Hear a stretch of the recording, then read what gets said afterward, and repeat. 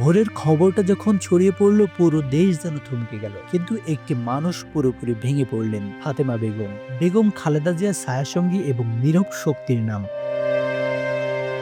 রাজনীতির ইতিহাসে অনেক নাম থাকে, কিন্তু কিছু মানুষ থেকে যান ক্যামেরার বাইরে। ফাতেমা ছিলেন ঠিক তেমনই একজন।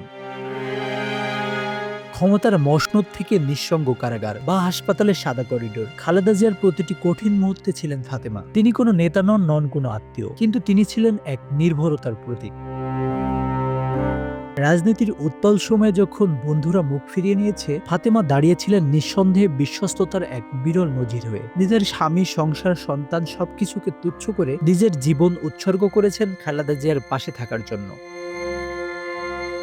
ভোলার চরফ্যাশন থেকে উঠে আসা এই সাধারণ নারী ৯০-এর দশকের শেষের দিকে কাজ শুরু করেন খালেদা জিয়ার বাসভবনে। সেই দিন থেকে তিনি কেবল কর্মী নন, হয়ে ওঠেন পরিবারের একজন অবিচ্ছেদ্য অংশ হিসেবে। ফিরোজা চেয়ারপারসনের গুলশানের বাসভবন ফাতেমার দীর্ঘ বসবাসের ঠিকানা।